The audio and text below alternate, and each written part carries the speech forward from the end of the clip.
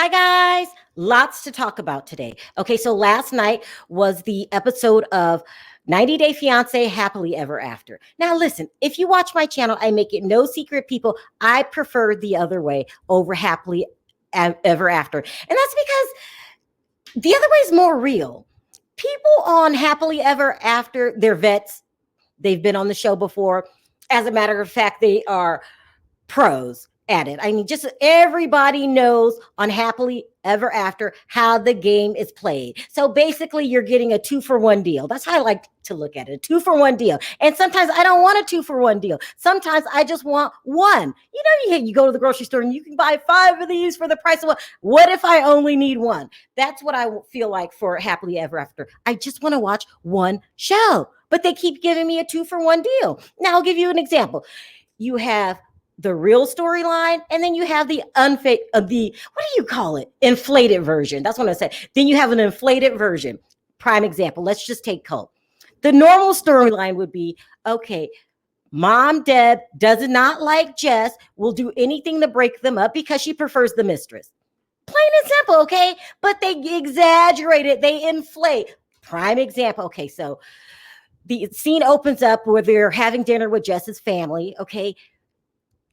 Mom starts turning into Norman Bates' mom. I'm serious, you guys. Do you guys remember the movie Psycho? That's how Debbie turned into. I mean, I had never seen anything like it. The best way for me to explain it would be Psycho, okay? She's acting psycho, just like the movie, people, reminding us, in my opinion, that she somewhat has an unnatural, I don't know how to put it, relationship with Colt. I might even say could seem romantic. I mean, they seem romantically linked. Now, I know you're thinking, Sharrell, that's his mom. I know, but she gives me Norman Bates' mom's feel during this episode because everything is so inflated. They're all at dinner. They're talking to his family. She brings up, well, maybe one day we want to get married. Maybe the key word, future. Oh, Deb flips out. What? My son, isn't it too late for that? She's got her hand all up, like, oh my God, I don't think my son's ready for this. Acting like a damn psycho. There's no other way to put it, people. Psycho. Jess, at the same dinner, had 2 sips of beer. I counted, people. She gets all irate. She starts cussing at Deb, and then it's a big deal. Do we need all of that? They're pros. They're giving us an inflated version, so the ratings will go up. Me, I'm not falling for it. Okay. The next day, Colt shows back up. This is not a joke, people. This is not a joke. Where my picture at? So I have evidence. Colt shows back up the next day. So he tells his mom to leave because the family isn't feeling her and she's causing problems. He shows back up the next day to talk to Deb, looking like he just walked through a damn tornado. Okay. You would think a tornado was outside. Why is Colt's hair looking like this, people? Let me zoom in. Why?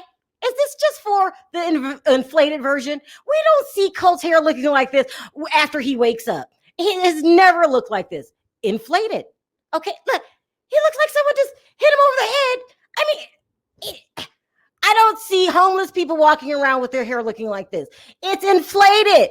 Okay, just to judge up the scene. Because don't forget, Colt is an OG of 90 Day Fiance. They know how to tell this story where people could keep watching. It's kind of driving me crazy. I would have got the point that Deb doesn't like Jess without you ratting up your hair in the bathroom before it's time to film. It just doesn't make any sense to me. Another example of an inflated version. So Deb tells Colt, she's talked to me disrespectfully. I don't appreciate that. You should talk to her about it. Okay, so Colt, I'm production. Colt, you have to do the apology scene because Deb wants it done, okay? And, she was a little disrespectful. Okay, how does he film the apology scene? In a Speedo, people. Man boobs swinging in the air, and I nothing against people that are heavy set. I'm just saying, I don't want to see it. He knew this was going to get a reaction out of people. Colt in a Speedo? Couldn't you apologize fully clothed? No, I mean, you really have scarred my impression of going to the beach now in Brazil. when I go to Brazil, the last place I want to go is to the beach because I'm going to get Colt flashbacks. It was so unnecessary, so inflated, but the public likes it. So I can't really, knock the man for judging up the ratings. He knows what to do. Okay. He tells Jess, you were a little rude to my mom and, I don't appreciate it. Okay. We get the point. But, you could have did that in a trench coat or something like that. How about at a restaurant? A hat, something. This is happily ever after. All the scenes are judged up. So in this episode, mom still doesn't like Jess, still trying to break them up.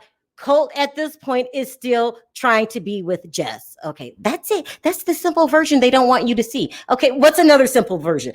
Paul and Karine. Paul finally gets a new house for Karine. That's the regular version. The inflated version, he buys her a hut, like what I call an American hut. It's one room. I'm not joking, people. I should have took a picture of it. There was a refrigerator sitting next to the couch. It was crap. Supposedly that's all he could afford. I mean, how many people do you see living in a modern day hut? I mean, usually there's some kind of walls, but okay. And I'm just glad that he's making progress. Now all you need to do, Paul, is get a job. Okay. Who's next? Andre. Oh my. This had to be one of the best, funniest, inflated scenes I ever seen. Common, normal storyline is he's going to Moldova to get married, a second wedding for Elizabeth, in which his father-in-law is paying. The father-in-law and the brother come over. That's it. That's all that really happened. But how do we inflate this story?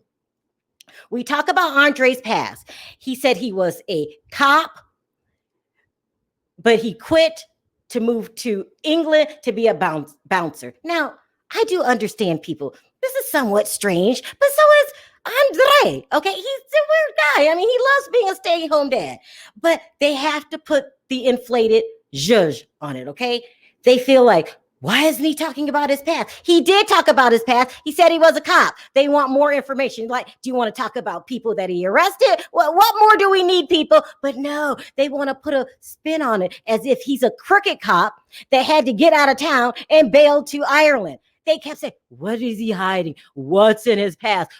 There's more to the story. Or there could be the fact that he simply is telling the truth, but you got to judge it up.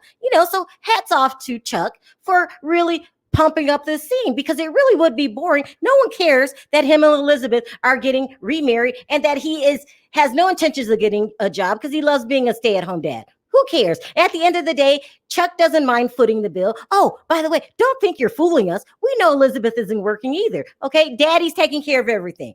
Got it. Boring? Yes. Let's move on to another storyline. Asuelu and Kalani. Storyline is he's homesick. He wants to go visit his family in Washington, and he wants to take his family with him. Is this a big deal? No. Another thing that's common, the family doesn't like Kalani. So what? I don't know anybody who gets along with their in-laws. That would have been a boring story. We have to zhuzh it up a bit. Okay, so what does he do? He calls his mom on Skype and has the mom demand that he pays her bills. You're supposed to send me money. Now, is this a true tradition in the Samoan heritage? I don't know. It could possibly be true. Maybe the children are supposed to take care of the parents, but we all know that's not going to happen in Asuelu's case. He has to get a damn job first. And I'm not talking about that part-time 4 hours a day work, a real job. So Asuelu's being irresponsible again. If you know that you need to take care of your parents, get a job. What does he do in real time? No, he wants to create false drama, leaving his child's birthday party, putting his life in danger because Kalani's father, Lo, is not playing with him. But, this is for the cameras, people, for the cameras. What other storyline do we have going for the cameras? Angela and Michael. Listen, their storyline is she went over there to Nigeria to marry her man. Is that boring? Very, very boring. How do we judge this up? Well, we would have Michael just create these crazy inflated scenes, like taking her to the grocery store where the goat's head is off when he knows that's going to make her squeamish, squirmish, whatever the word is, because she had the same reaction as the day that you showed her the dead rat in the trap. I mean, no, but we got to judge this up a little bit. We have Angela refused to cook him dinner.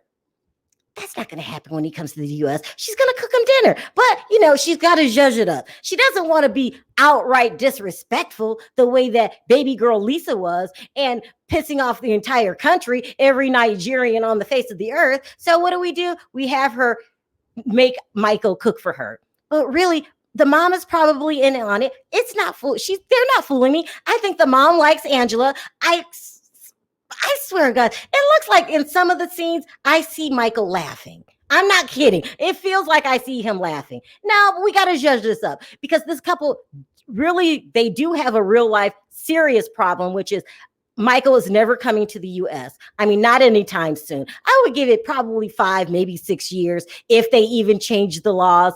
Nigerian is what do they call it? One of the countries that can't come to the U.S. They're banned, some kind of ban. But anyway, that's the real problem. And we need Michael to get over to the U.S. to help Angela out with the family. She's got a lot going on. And you know what I think? When he gets over here, he will. There, I said it. I gave you both of the storylines at the same time. And I didn't take all day doing it. This is what's going on with Happily Ever After. But I'll give it to them. The inflated version was very entertaining. I liked it. I was very serious about Colt scarring me. I mean, I'm never going to a beach again in Brazil. But as a whole, I thought the episode was good. It was very entertaining. These are pros, people. Oh, you know what? I forgot the major one, which would be Larissa and Eric. Listen, okay, what happened in the storyline? Well, she didn't take her good friend Carmen's advice. The only person that took her in when she had no place to go, she decides to go live with Eric instead. And, she caught him cheating on her yet again. We hear the rumors, people. This is true. We hear he's not a nice guy. We hear he has a wandering eye. But they had to judge up the scene, which is Larissa calls the mistress, the side piece. I don't know what you call it.